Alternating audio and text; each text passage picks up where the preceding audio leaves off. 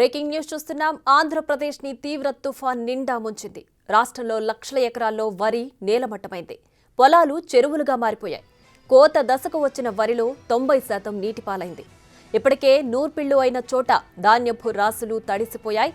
రంగు మారుతుందని రైతులు ఆందోళన చెందుతున్నారు. 7,000 కోట్ల రూపాయల నష్టం జరిగిందని అధికారులు ప్రాథమికంగా అంచనా వేశారు. 8 జిల్లాల్లో 60 మండలాలపై తుఫాను ప్రభావం పడిందని చెబుతున్నారు.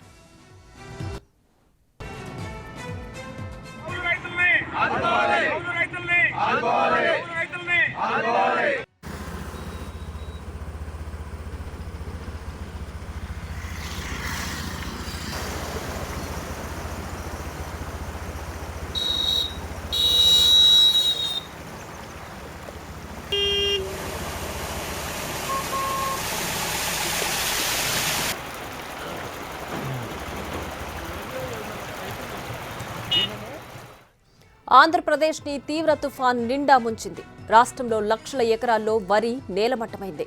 పొలాలు చెరువులుగా మారిపోయాయి. కోత దశకు వచ్చిన వరిలో 90% నీటిపాలైంది. ఇప్పటికే నూర్పిళ్లు అయిన చోట ధాన్యపు రాసులు తడిసిపోయాయి. రంగు మారుతుందని రైతులు ఆందోళన చెందుతున్నారు. 7,000 కోట్ల రూపాయల నష్టం జరిగిందని అధికారులు ప్రాథమికంగా అంచనా వేశారు. 8 జిల్లాల్లో 60 మండలాలపై తుఫాను ప్రభావం పడిందని చెబుతున్నారు.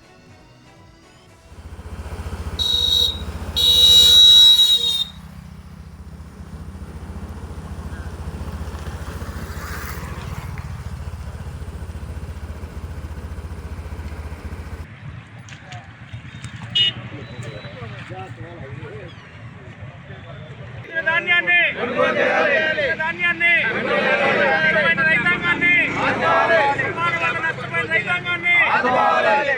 నష్టపోయిన రైతాంగాన్ని కౌలు రైతుల్ని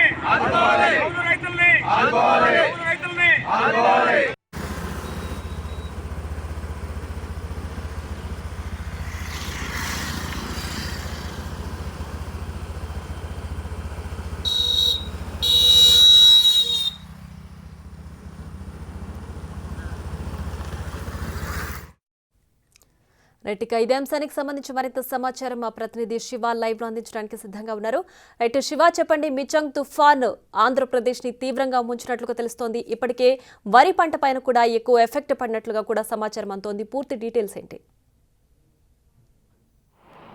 ప్రసన్న, మొత్తం మీద చూసుకుంటే గనక నిన్న మొన్న ఏదైతే ముంచో తుఫాను ప్రభావంతో ఆంధ్రప్రదేశ్ పై తీవ్ర ప్రభావాన్ని చూపింది. దాదాపుగా లక్షలాది ఎకరాలు పంట నీట మునిగిపోయింది. ముఖ్యంగా వరి పంటపై తీవ్ర స్థాయిలో ప్రభావం చూపింది. ఈ వరి పంట ప్రభావంతో ముఖ్యంగా ఏదైతే ఆంధ్రప్రదేశ్లో వరి పంటకు చాలా ప్రాముఖ్యం, అది కూడా కోస్తాంధ్ర జిల్లాలో, ఉభయ గోదావరి జిల్లాలు, గుంటూరు, కృష్ణా, ప్రకాశం జిల్లాల్లో చాలా ఎక్కువగా కూడా వరి పంట పండుతుంది. అటువంటిది నిన్న కురిసిన వర్షం పూర్తి స్థాయిలో కూడా కోస్తాంధ్రపై ఎక్కువ ప్రభావాన్ని చూపింది. దీంతో 90% వరి దాదాపుగా తడిచిపోయినట్టు పరిస్థితి కనిపిస్తా ఉంది. దాదాపుగా 7,000 కోట్ల రూపాయలకు సంబంధించి కూడా పంట నష్టం వాటిల్లిందని చెప్పి కూడా అధికారులు ప్రాథమికంగా ఒక అంచనాకు రావడం జరిగింది. దాంతోపాటు నిన్న వీచిన గాలుల్లో దాదాపుగా 100 నుంచి 110 కిలోమీటర్ల వేగంతో గాలులు వీయడంతో కూడా చాలా నష్టం వాటిల్లిందని చెప్పి అధికారులు అయితే అంచనా వేస్తున్నారు. ఈ ఘటనకు సంబంధించి రాష్ట్ర వ్యాప్తంగా 4 చనిపోయారు. ఏదైతే కానిస్టేబుల్ చనిపోయారు, అతనికి 30 లక్షల పరిహారం ఇస్తూ ఏపీ సీఎం జగన్మోహన్ రెడ్డి ప్రకటన అయితే చేసిన పరిస్థితి కనిపిస్తా ఉంది. కొద్దిసేపు క్రితమే ముఖ్యమంత్రి జగన్మోహన్ రెడ్డి 13 జిల్లాలు అంటే ఉమ్మడి జిల్లాలకు సంబంధించిన అధికారులతో ఆయన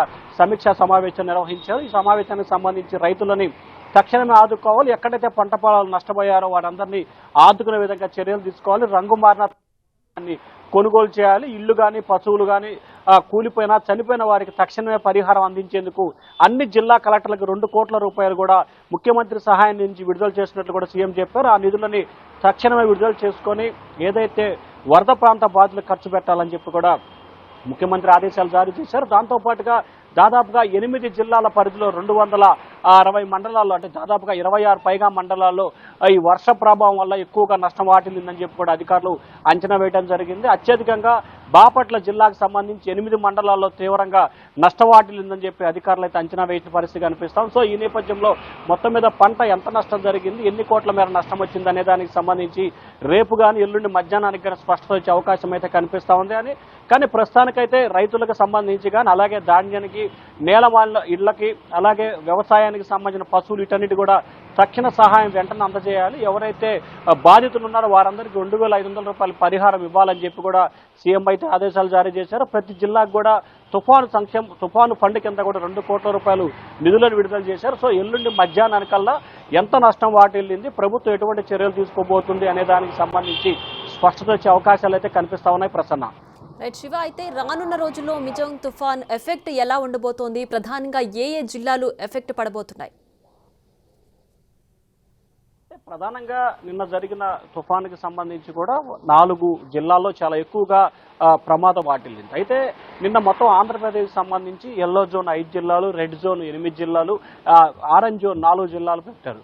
కానీ ప్రధానంగా నిన్న జరిగిన ఉభయ గోదావరి జిల్లాలతో పాటు గుంటూరు, కృష్ణా, బాపట్ల, నెల్లూరు, ప్రకాశం, అలాగే ఎన్టీఆర్ జిల్లా, కృష్ణా జిల్లాల్లో కూడా ఎక్కువగా నష్టం వాటిల్లింది. సో త్వరలో వచ్చే తుఫానుకి సంబంధించి కూడా ఉభయ గోదావరి జిల్లాలతో పాటు తెలంగాణకు సంబంధించి ఖమ్మం, నల్గొండ జిల్లాలతో పాటు ఎన్టీఆర్ జిల్లాపై ఎక్కువగా ప్రభావం చూపే అవకాశం ఉందని చెప్పి వాతావరణ శాఖ అధికారులు అయితే అంచనా వేస్తున్నారు. ఏదైతే నిన్నొచ్చిన మించోన్ తుఫాన్ని అంచనా వేయటంలో కానీ లేకపోతే ముందస్తు చర్యలు తీసుకోవడంలో ప్రభుత్వ అధికారులు కొంత విఫలమైన పరిస్థితి కనిపించింది.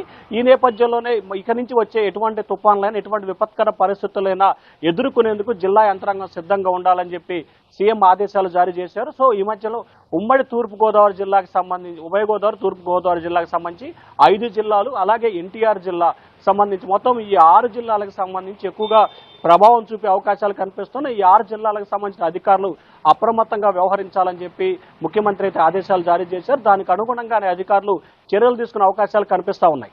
Right Shiva, thanks for the updates.